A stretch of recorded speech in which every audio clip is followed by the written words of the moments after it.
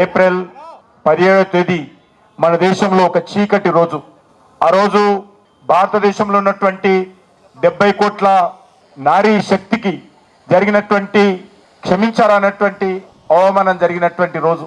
ఎందుకంటే స్వాతంత్రం వచ్చి మరి అనేక సంవత్సరాలు జరుగుతున్నప్పటికీ కూడా డాక్టర్ బాబాసాహెబ్ అంబేద్కర్ రాజ్యాంగ రూపకల్పన చేసినప్పుడే మహిళలకు రిజర్వేషన్ ఇవ్వాలనేటువంటి విషయం తెర మీదకి వచ్చింది. కానీ ఆ రోజు నుంచి ఈ రోజు వరకు అనేక రాజకీయ పార్టీలు, అనేక మహిళా సంఘాలు మరి మహిళా రిజర్వేషన్ కోసం ఒత్తిళ్లు తీసుకొచ్చినా మరి గొంతెత్తినప్పటికీ కూడా ఈ దేశంలో మరి అధికారంలో ఉన్నటువంటి కాంగ్రెస్ పార్టీ మహిళల రిజర్వేషన్స్ ఇవ్వడంలో పూర్తిగా నిర్లక్ష్యం వహించింది. మహిళా వ్యతిరేకి ఈరోజు కాంగ్రెస్ పార్టీ. ఈరోజు కాంగ్రెస్ పార్టీ చెప్తా ఉంది బీసీ జనాభా సేకరణ చేయాలని. నేను అడుగుతా ఉన్నాను కాంగ్రెస్ పార్టీని, మీ మోకాలకు అనేక సార్లు మీరు అధికారం ఉన్నప్పుడు జనాభా సేకరణ చేశారు కదా, ఏ రోజైనా బీసీ జనాభా సేకరణ మీరు చేశారా? ఎందుకు డిమాండ్ ఆ రోజు వచ్చింది కదా, ఆ డిమాండ్ ఎందుకు పట్టించుకోలేదు? ఈరోజు భారతీయ జనతా పార్టీ నేతృత్వంలో స్వాతంత్రం వచ్చిన తర్వాత మొదటిసారి 79 సంవత్సరాల తర్వాత ఈరోజు బీజేపీ ప్రభుత్వం ఉంది కాబట్టి, నరేంద్ర మోడీ గారు ప్రధానమంత్రి గారు ఉన్నారు కాబట్టి బీసీ జనాభా సేకరణ ఈ జనగణనలో చేసేటువంటి సత్తా చేస్తున్నటువంటి ప్రభుత్వము నరేంద్ర మోడీ గారి ప్రభుత్వం అని సందర్భంగా మనం చేస్తా ఉన్నాను. అంతేకాదు ఈరోజు మనము ఆలోచన చేయాలి, కాంగ్రెస్ పార్టీకి ఒక పద్ధతి లేదు, సిగ్గు లేదు, విధానం లేదు. అందుకే ఈరోజు ఏప్రిల్ 17న 2 వర్గాలకు తీరని ద్రోహము కాంగ్రెస్ పార్టీ చేసింది. ఒకటి, ఈ దేశంలో ఉన్నటువంటి 70 కోట్ల మంది ఆడబిడ్డలకు అవమానం చేయడం జరిగింది. చాలా దురదృష్టకరము.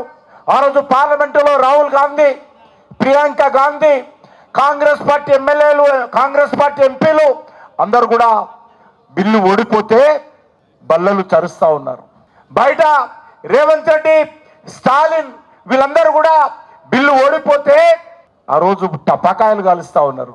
ఎందుకు టపాకాయలు కాలుస్తున్నారు? ఎందుకు మీరు బల్లలు చర్చారో ఈ దేశంలో ఉన్నటువంటి 70 కోట్ల మంది ప్రజలు కాంగ్రెస్ పార్టీని నిలదీయాల్సినటువంటి అవసరం ఉంది. ఎందుకు సంబరాలు చేసుకున్నారో, ఎందుకు విజయం సాధించామని మాటలు మాట్లాడారో ఈరోజు ప్రజలు కాంగ్రెస్ పార్టీ నిలదీయాల్సినటువంటి అవసరం ఉంది. 70 కోట్ల మంది మహిళలను ఓడించినందుకు సంబరాలు చేసుకుంటున్నారా? 70 కోట్ల మంది గొంతు కోసినందుకు ఈరోజు రాజకీయంగా పైకి రాకుండా మరి వాళ్ళ మెడలు పిసికినందుకు మీరు సంబరాలు చేసుకుంటున్నారా? రేవంత్ రెడ్డి చెప్పాల్సినటువంటి అవసరం ఉంది. అంతేకాదు మీ అందరినీ కోరుతా ఉన్నాను, మహిళల సాధికార కోసం బలోపేతం చేసేటువంటి చర్య ఈరోజు 33% రిజర్వేషన్ అని మనం చేస్తున్నాను. మహిళలను రాజకీయంగా, సామాజికంగా, ఆర్థికంగా ప్రోత్సహించేటువంటి అద్భుతమైనటువంటి బిల్లు 33% మహిళా రిజర్వేషన్ బిల్లు. అంతేకాకుండా ఈరోజు అభివృద్ధిలో సమాన అవకాశం కల్పించాలి, చట్ట సభల్లో మహిళలకు అన్ని రకాలుగా విధానపర నిర్ణయాలలో సమాన అవకాశాలు కల్పించాలనేటువంటి అద్భుతమైనటువంటి ఆలోచనతో నరేంద్ర మోడీ గారు ఈ ప్రతిపాదన తీసుకొస్తే ఈరోజు కాంగ్రెస్ పార్టీ లేక కాంగ్రెస్ పార్టీని సమర్థిస్తున్నటువంటి పార్టీలు, ఈ రాష్ట్రంలో ఉన్నటువంటి బీఆర్ఎస్ పార్టీ వాళ్ళు కూడా వ్యతిరేకించడం జరిగింది. దీనికి కనుక ఏదో మతలబు ఉంది, ఏమీ మతలబు లేదు. నేను ఈరోజు రేవంత్ రెడ్డిని అడుగుతా ఉన్నాను, టీఆర్ఎస్ పార్టీని అడుగుతా ఉన్నాను, స్టాలిన్ అడుగుతా ఉన్నాను, దక్షిణ భారతదేశంలో ఈ బిల్లును వ్యతిరేకించినటువంటి వాళ్ళని అడుగుతా ఉన్నాను. మీరు 70 కోట్ల మంది మహిళలను మాత్రమే అన్యాయం చేయలేదు, దక్షిణ భారతదేశానికి సంబంధించినటువంటి ఈరోజు అన్ని వర్గాల ప్రజలకు మోసం చేసి దగా చేసినటువంటి పార్టీలు. నేను ఈరోజు రేవంత్ రెడ్డిని అడుగుతా ఉన్నాను, దక్షిణ భారతదేశానికి సంబంధించి ఈరోజు డీలిమిటేషన్ బిల్ అడ్డుకొని దక్షిణ భారత ప్రజలకు తీరని ద్రోహము రేవంత్ రెడ్డి, స్టాలిన్, కాంగ్రెస్ పార్టీ, రాహుల్ గాంధీ చేయడం జరిగింది. ఈరోజు ఇంతకుముందు విషయాలు చెప్పడం జరిగింది లక్ష్మణ్ గారు. దక్షిణ భారతదేశానికి సంబంధించి ఏ రాష్ట్రాన్ని కూడా అన్యాయం జరగకుండా గతంలో కాంగ్రెస్ పార్టీ ఏ నిష్పత్తిలోనైతే ఇక్కడ సీట్లు నిర్ణయించడం జరిగిందో అదే నిష్పత్తిలో సీట్లు పెంచే విధంగా ఒక అద్భుతమైనటువంటి కల్పన, జనాభాతో సంబంధం లేకుండా, జనగణనతో సంబంధం లేకుండా ఏ రాష్ట్రానికి అన్యాయం జరగకూడదు, అన్ని రాష్ట్రాలకు సమాన న్యాయం జరగాలని ఈరోజు డీలిమిటేషన్ చట్టాన్ని తీసుకొస్తే దాన్ని ఈరోజు అడ్డుకొని ఇటు మహిళలకు అటు ఎస్సీలకు, ఎస్టీలకు, ఈరోజు రాజకీయ పార్టీలో ఉన్నటువంటి కొత్త యువతకు, ఈరోజు బడుగు బలైన వర్గాలుగా రాజకీయాల్లో రావాలి, చట్టసభల్లో పోవాలనుకున్నటువంటి అనేక మంది యువతకు అన్యాయం చేసినటువంటి party Congress party, BRS party. అదేవిధంగా ఇక్కడ ఉండేటువంటి దక్షిణ భారతదేశంలో చలామణి అవుతున్నటువంటి డిఎంకే స్టాలిన్ అని మనం చేస్తాం. అంతేకాకుండా ఈరోజు మహిళల రాజకీయ భవిష్యత్తుకు మరి కాంగ్రెస్ పార్టీ నిర్ణయం కారణంగా ఇనుప గోడలు నిర్మించారు మీరు. అందుకే ఈరోజు మహిళలను కోరుతా ఉన్నాను, ఆ ఇనుప గోడలను బద్దలు కొట్టాలి, కాంగ్రెస్ పార్టీని భూస్థాపితం చేయాలి. ఈరోజు చట్టసభల్లో 33% మహిళలు అడుగు పెట్టాలి. అడుగు పెట్టాలి అంటే మరి ఈ నెల 17వ తేదీన ఎవరైతే బిల్లులకు అన్యాయంగా వ్యతిరేకించి అడ్డుకున్నారో ఖచ్చితంగా రాజకీయ పార్టీలకు రాజకీయ సమాధి చేయాలి. ఆ సమాధి చేసేటువంటి శక్తి ఈ దేశంలో ఉన్నటువంటి 70 కోట్ల మంది మహిళలకు ఉందనే విషయాన్ని మనం చేస్తున్నాం. ఇది ఒక రాజకీయపరమైనటువంటి అంశమే కాదు, మహిళలకు సంబంధించి ఈరోజు అన్ని రకాలుగా వాళ్ళ హక్కులకు సంబంధించినటువంటి విషయం, వాళ్ళ సమానత్వానికి సంబంధించినటువంటి విషయం. రాజకీయంగా ఈరోజు సమాన హక్కులతో ముందుకు రావాల్సినటువంటి పరిస్థితుల్లో అడ్డుకున్నటువంటి చర్యలను మనమందరం ఖండించాల్సినటువంటి అవసరం ఉంది. ఈరోజు పంచాయతీ నుంచి పార్లమెంట్ వరకు ఏ రకంగానైతే మహిళలు ముందుండి అన్ని రకాలుగా ఈరోజు తమ బాధ్యతలను ఏ రకంగా నిర్వర్తిస్తున్నారో అనేక రంగాలలో పురువైంది. అంగన్వాడీ టీచర్ నుంచి మొదలు పెడితే ఈరోజు అసెంబ్లీ వరకు, పంచాయతీ నుంచి మొదలు పెడితే పార్లమెంట్ వరకు అన్ని స్థాయిల్లో కూడా ఈరోజు ఏ రకంగా మహిళలు ఈరోజు సేవలు అందిస్తున్నారో మనం చూస్తూ ఉన్నాం. అటువంటి మహిళల సేవలు ఈరోజు చట్టసభల్లో కూడా సమానంగా ఉండాలి, సమానత్వంలో రావాలనేటువంటి ఆలోచనతో చేసినటువంటి చర్యలను ఈరోజు అడ్డుకోవడం జరిగింది. ముఖ్యంగా ఈ రాష్ట్రానికి సంబంధించి రేవంత్ రెడ్డి గారు అనేక రకాలుగా మాట్లాడుతున్నారు. ఈరోజు నేను అసెంబ్లీలో ఉన్నాను, అసెంబ్లీలో ఉన్నప్పుడు ఎంఐఎం పార్టీ వాళ్ళు మాట్లాడేవాళ్ళు, మహిళలకు ఎట్టి పరిస్థితుల్లో రిజర్వేషన్ ఇవ్వకూడదు, చట్టసభల్లో ఇప్పటికే స్థానిక సంస్థల్లో మహిళలకు రిజర్వేషన్ ఇచ్చి పెద్ద పొరపాటు చేశామని చెప్పి మజ్లిస్ పార్టీ ఎమ్మెల్యేలు ఆ రోజు మాట్లాడారు.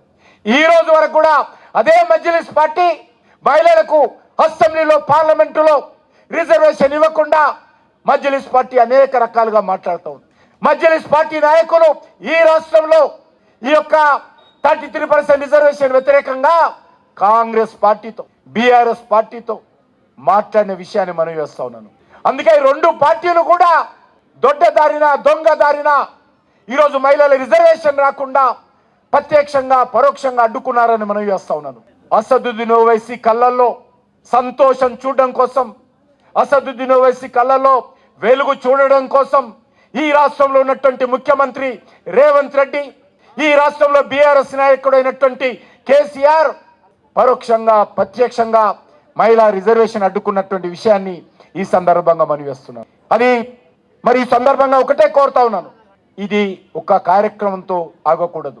నేను ఈ వేదిక ద్వారా తెలంగాణలో ఉన్నటువంటి మహిళా సమాజానికి, మాతృదేవతలకు, మాతృమూర్తులకు అందరిని కూడా కోరుతా ఉన్నాను, అమ్మా ఈ యొక్క బిల్లు విషయంలో, మహిళలకు జరిగినటువంటి అన్యాయం విషయంలో మీరందరూ ఏకం కావాల్సినటువంటి అవసరం. రాజకీయాలకు అతీతంగా, కులాలకు అతీతంగా, ధనిక పేదాన్ని తేడా లేకుండా అన్ని వర్గాల ప్రజలు, మహిళా సమాజం అంతా కూడా ఏకమై మీరు పిడికిలి బిగించాల్సిన సమయం ఆసన్నమైనది. అదేవిధంగా దక్షిణ భారతదేశానికి సంబంధించినటువంటి ప్రజలందరూ కూడా ఏకం కావాల్సినటువంటి అవసరం ఉంది. ఏ రాష్ట్రానికి అన్యాయం జరగకుండా నరేంద్ర మోడీ గారి నాయకత్వంలో ఈరోజు అన్ని రాష్ట్రాలకు కూడా చట్టసభల్లో, అది శాసనసభలో కానీ పార్లమెంటులో కానీ సమాన నిష్పత్తిలో న్యాయం జరగాలని కేంద్ర ప్రభుత్వం నిర్ణయిస్తే, మోడీ గారు నిర్ణయిస్తే అడ్డుకున్నట్టు. రేవంత్ రెడ్డి గారు రేపు భవిష్యత్తులో తెలంగాణ రాష్ట్రానికి కానీ, దక్షిణ భారతదేశానికి కానీ ఏ మాత్రం 1% కూడా పార్లమెంట్కి సంబంధించి, అసెంబ్లీకి సంబంధించి అన్యాయం జరిగితే రాహుల్ గాంధీ, రేవంత్ రెడ్డి, స్టాలిన్, అసదుద్దీన్ ఓవైసీ, కేసీఆర్ వీళ్ళే బాధ్యత వహించాలి. నేను ఈ సందర్భంగా హెచ్చరిస్తా ఉన్నాను. ఈ చట్టసభల్లో డీలిమిటేషన్ కారణంగా ఈ రోజు అడ్డుకున్నారు, భవిష్యత్తులో కూడా అడ్డుకోలేరు. తప్పకుండా డీలిమిటేషన్ జరుగుతుంది. ఎప్పుడు డీలిమిటేషన్ జరిగినా, ఏమాత్రం తెలంగాణకు అన్యాయం జరిగినా దానికి పూర్తి బాధ్యత ఈరోజు రేవంత్ రెడ్డి, అసదుద్దీన్ ఓవైసీ, కేసీఆర్ వహించాల్సినటువంటి అవసరం ఉంది. అంతేకాదు ఈరోజు మనం చేస్తా ఉన్నాం, ఇదేదో మొదటిసారి కాదు. కేంద్ర ప్రభుత్వం ఏ నిర్ణయం తీసుకున్నా, కేంద్ర ప్రభుత్వం దేశానికి ప్రజలకు ఉపయోగపడేటువంటి ఏ చర్యలు తీసుకున్నా, ఏ చట్టాలు తెచ్చినా ఈరోజు కాంగ్రెస్ పార్టీ రాహుల్ గాంధీ అడ్డుకున్న విషయాన్ని మనం చేస్తా ఉన్నాను. రేవంత్ రెడ్డి ఎగిరెగిరి మాట్లాడుతూ ఉన్నాడు. రేవంత్ రెడ్డి ఈరోజు పెద్ద పెద్ద మాటలు మాట్లాడుతూ ఉన్నాడు. రేవంత్ రెడ్డి, కేసీఆర్ దురదృష్టము తెలంగాణకు పట్టినటువంటి దరిద్రం అని మనం చేస్తా ఉన్నాను. గతంలో కేసీఆర్ కూడా మాటలు కోటలు దాటేవి తప్ప పనులు ప్రగతి భవన్ దాటేవి కాదు. ఈరోజు ఆయనకు తోడు నువ్వు ఒక్కడే మాట్లాడగలుగుతావా, నేను కూడా మాట్లాడతాననే విధంగా ఈరోజు రేవంత్ రెడ్డి తయారైండు. ఆయన మాట్లాడేటువంటి మాటలు కూడా పెద్ద పెద్ద మాటలు మాట్లాడతాడు. కానీ ఈరోజు అన్ని కూడా తెలంగాణకు అన్యాయం చేసి, ఈరోజు డీలిమిటేషన్లో తెలంగాణకు అన్యాయం జరిగితే ఆయననే బాధ్యత వహించి, ఈరోజు తెలంగాణలో ఉన్నటువంటి మహిళలకు మరి ఏదైతే 33% కోసం ఈరోజు కేంద్ర ప్రభుత్వం ముందుకొస్తే అడ్డుకునేటువంటి కార్యక్రమాల్లో కూడా వీళ్ళందరూ ముందున్నారు. తప్పకుండా రెండు పార్టీలకు బుద్ధి చెప్పాలి. భవిష్యత్తులో అన్ని జిల్లాలలో, అన్ని మండలాలలో, అన్ని మున్సిపాలిటీలలో, అన్ని గ్రామాలలో ఇంటింటికి వెళ్ళాలి. మహిళలకు సంబంధించినటువంటి ఈ యొక్క చట్టసభలకు సంబంధించినటువంటి 33% రిజర్వేషన్ విషయంలో కాంగ్రెస్ పార్టీ, బీఆర్ఎస్ పార్టీ అవలంబించినటువంటి మహిళా వ్యతిరేక వైఖరి గురించి ప్రజలకు నచ్చజెప్పి వాళ్ళ మద్దతు కూడగట్టాలి. ఆ దిశలో ఈరోజు రాజకీయాలకు అతీతంగా అన్ని వర్గాల మహిళలు, అన్ని కులాల మహిళలు, అన్ని జిల్లాల మహిళలు, అన్ని గ్రామాల మహిళలు, అన్ని పొదుపు సంఘాల మహిళలు అందరూ కూడా ఏకమై ముందుకు రావాలి.